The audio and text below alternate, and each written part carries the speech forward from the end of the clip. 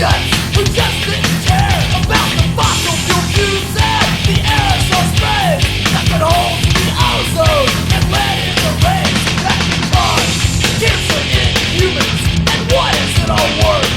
Heating up our globe, destroying our own Earth. What will they think of us and no concern about the oil slicks and radiation bombs?